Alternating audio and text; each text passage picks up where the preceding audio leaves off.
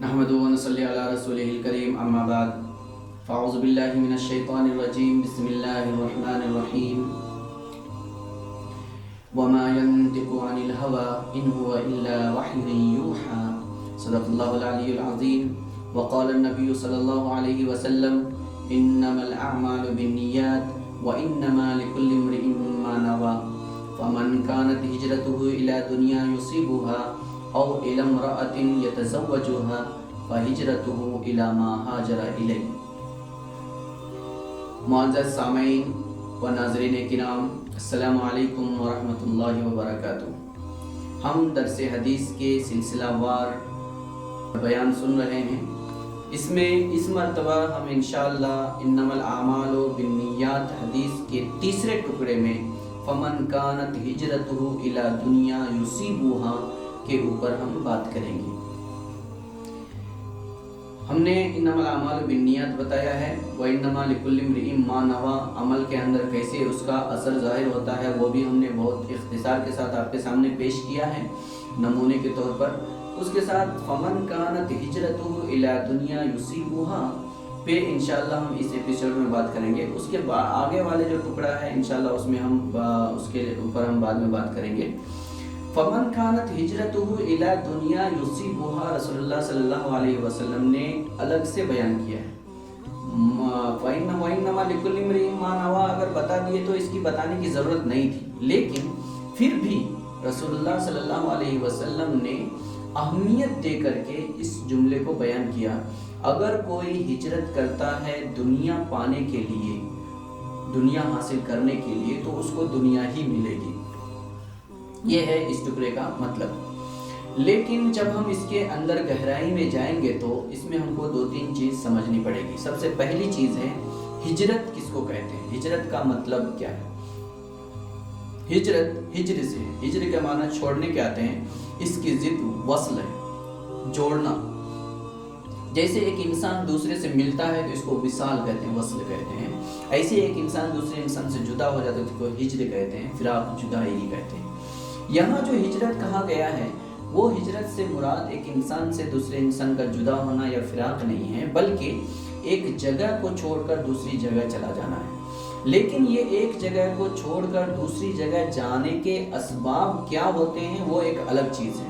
کیوں، کب ایک جگہ چھوڑ کر دوسری جگہ جانا جائز ہے، جا سکتے ہیں، اور کس بنیاد پر جا سکتے ہیں وہ ہم کو سمجھنا ہے۔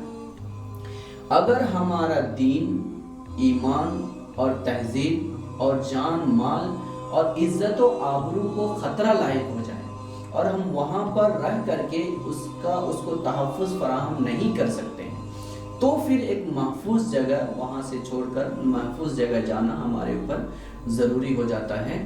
جیسے مکہ چھوڑ کر رسول اللہ صلی اللہ علیہ وسلم کو مدینہ جانے کا حکم دیا گیا تھا۔ یہ حضور صلی اللہ علیہ وسلم کے زمانے میں تھا۔ آج کے زمانے میں ہم لوگ ہجرت بولیں گے تو وہ شرعی ہجرت کی ضرورت نہیں ہے، اور وہ ہجرت اسی معنی میں آج نہیں ہے، کیونکہ آج پوری دنیا کے اندر جو انسان جس جگہ ہے اس کو اس جگہ رہنے کا قانونی حق فراہم کیا گیا ہے، اور اس کے اوپر پوری دنیا میں عمل بھی ہو رہا ہے۔ پھر بھی اگر ایسی ضرورت پیش آ جائے تو اس انسان کے اوپر ہجرت کرنا ہی ضروری ہو گیا تو کر سکتا ہے۔ لیکن جب ہجرت کر رہا ہے تو اس کا مقصد کیا ہونا چاہیے اور نیت کیا ہونی چاہیے وہ بہت ضروری ہے۔ فمن کانت ہجرتہ الی دنیا یصیبها رسول اللہ صلی اللہ علیہ وسلم نے فرمایا دنیا حاصل کرنے کے لیے ایک انسان ہجرت کر رہا ہے تو اس کو دنیا ہی ملے گی۔ اس میں دو چیز ہم کو سمجھنا ہے۔ فرسٹ یہ سمجھنا ہے کہ دنیا حاصل کرنے کا مطلب کیا ہے۔ سیکنڈ یہ سمجھنا ہے کہ دنیا حاصل کرنا صحیح ہے یا غلط ہے۔ دنیا حاصل کرنے کے لیے جو انسان جا رہا ہے اس کا مطلب واضح طور پر ہم دیکھیں گے تو حضور صلی اللہ علیہ وسلم نے جو حدیث میں فرمایا تھا، انسان کے اندر وہن آنے کی وجہ سے ساری قوم اس کو ختم کرنے کی کوشش کرے گی۔ اس کی دو وجہ بتائی تھی، وہن کی تفسیر میں دو چیزیں بتائی تھی، ایک حب الدنیا، دوسری کراہیت الموت ہے۔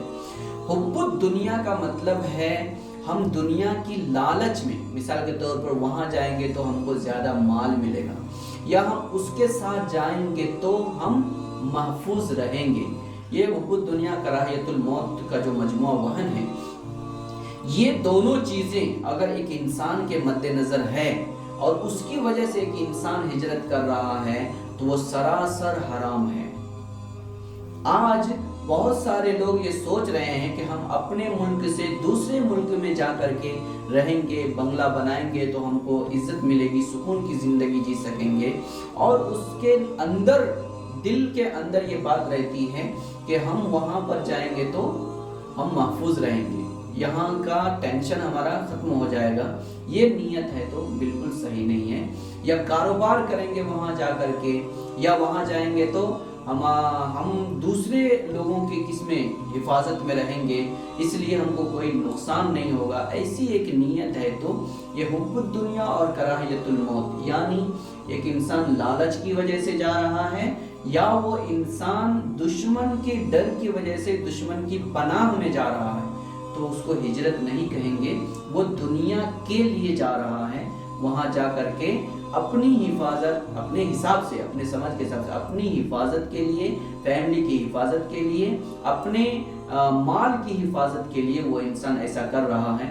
اس لیے الا یصیب الا دنیا یصیبھا کا مطلب یہی ہے، وہ انسان دنیا چاہتا ہے، وہ دنیا کی حفاظت اور دنیا کی عزت کو محفوظ رکھنے کے لیے ہجرت کر رہا ہے۔ ایسا ہے تو یہ ہجرت صحیح نہیں، اس کو ہجرت نہیں کہتے ہیں، اور یہ دنیا کی طرف ہجرت کرنا ہے۔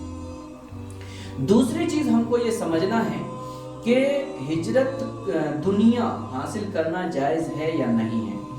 دنیا بولیں گے تو میں نے جو بتایا حب الدنیا اور کراہیت الموت، ڈر کی وجہ سے ناجائز چیز کو جائز کر دینا، یا ڈر کی وجہ سے یا لالچ کی وجہ سے دشمن کے ساتھ چلا جانا، یا اپنی خواہش کی وجہ سے، یہ دونوں چیزوں کو سامنے رکھ کر کہیں جاتا ہے تو اس کو ہم دنیا حاصل کرنا بولتے ہیں۔ لیکن اگر ایک انسان کاروبار کرنے کے لیے دوسری جگہ جاتا ہے، یا وہ انسان اپنی عزت کی سربلندی کے لیے کوئی کام کرتا ہے، یا وہ انسان بہترین بزنس کرنے کے لیے دوسری جگہ جا رہا ہے، منتقل ہو رہا ہے، تو اس کو شرعی ہجرت نہیں کہیں گے، اور یہ دنیا حاصل کرنا بھی نہیں ہے، دنیا حاصل کرنا بھی نہیں ہے، کیونکہ اسلام کے اندر دنیا کے بغیر دین نہیں ہے۔ اسلام میں دنیا کے بغیر دین نہیں ہے، دین ہمارا دنیا ہی ہے۔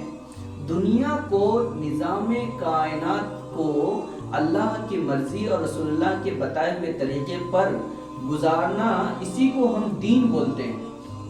اگر ایک انسان اس طریقے سے ہٹ کر اپنے بنائے ہوئے سسٹم کے مطابق زندگی گزارنے کی کوشش کر رہا ہے، اور وہ یہ سمجھ رہا ہے کہ اس کی وجہ سے ہم دنیا کے اندر کامیاب ہو جائیں گے، تو یہ اس کی سوچ ہے، خیال خام ہے، مطلب ایک نہیں پورا ہونے والا خیال، صحیح خیال نہیں ہے۔